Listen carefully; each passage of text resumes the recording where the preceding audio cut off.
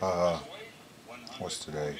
September 18th, 2011, 1:20 in the morning. Post-fight thoughts. The full card of Mayweather v. Ortiz. Some real good undercards. Um, Canelo Alvarez versus Gomez, I believe his name was. The dude who used to play on a contender. He was on a contender. We had Jesse Vargas in a good fight. I think Vargas should have lost that fight. Dude outworked him. Vargas was not effectively throwing. He could really hurt the dude. I'm watching it right now. I don't even know the dude's name, to be honest, but I think Vargas should have lost that fight. I think that's the consensus with everybody. Canelo looked good as usual. Um, Thought he'd get Gomez out of there earlier. Didn't. It is what it is. We had the legend Morales versus Cano. Morales did him in, cut him up.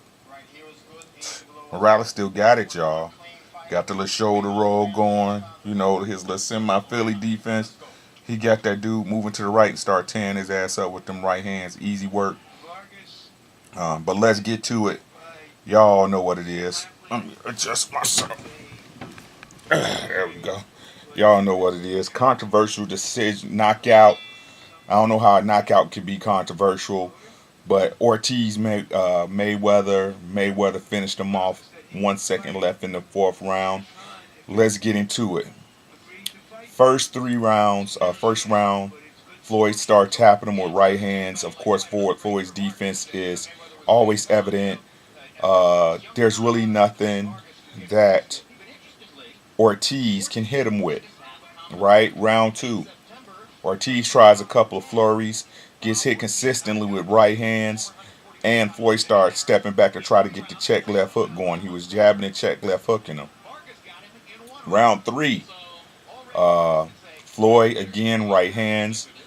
Victor started putting the pressure on. And again, I say again with these commentators on HBO, if you come at my comments with that same stuff, I'm gonna block you. Because just because these guys who don't really know anything about boxing, called the so-called experts, say that this dude is connecting. Lampley was calling shots in a couple of fights, like when Canelo hit. Uh, no, I'm sorry, excuse me. When Morales was hitting Kano, he was calling as Kano was hitting the shots when Morales was the one hitting dude. He don't even know who's hitting who. Half them shots he was calling for Ortiz was when Floyd was hitting Ortiz.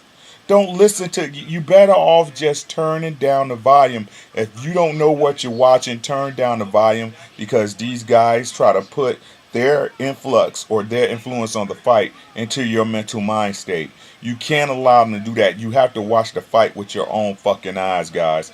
Don't come at me with no commentators remarks because I'm gonna block you off my page. Real talk. I'm just being honest with you. Look at the fight and analyze it for what it is. So round four, Floyd catches Ortiz with a really nice right hand and started to put the game on speed. He started throwing combinations. As y'all can see, as Roger said, all you have to do is back this dude up. He can't fight going back. And that's what was happening to him. Floyd was pressuring him, and he didn't know what to do. He got Floyd on the ropes in the corner a couple of times.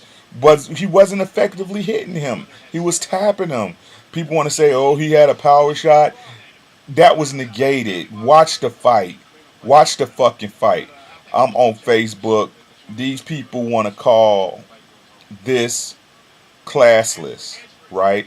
Let's explain the reason why he got knocked out. He was going to get knocked out anyway, whether y'all didn't believe it or not. You can look me up on Facebook. You can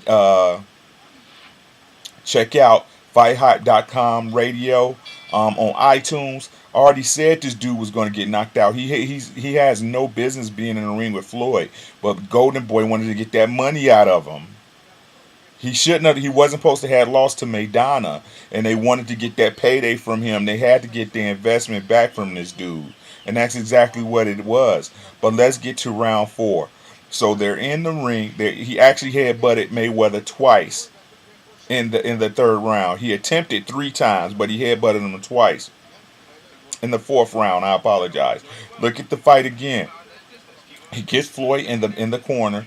He's trying to throw wild. Floyd is using his excellent defense as usual, and this dude's not hitting nothing. Of course, what happens is there's plenty of space between them. There's no reason for him to try to say it was accidental because he bent down, squatted, and lunged up and hit him in his head and hit him in his chin. And you know he headbutted him hard. Floyd has a mouthpiece on. The mouthpiece went through his bottom lip. That's how hard. That could have broken his jaw. That could have broken his chin. That's all that was an attempt to get a up on Floyd. Now, let's get to the so-called controversy. Cortez took Victor Ortiz to the middle of the ring, deducted 1 point, told him you can't do that. He pulled him back together, said, let's box. Ortiz went to hug and kiss Floyd Mayweather. Floyd Mayweather hit him with a two-piece. He hit the deck. Ortiz wasn't looking. He was trying to get the clock started. It doesn't matter. He already said, let's box.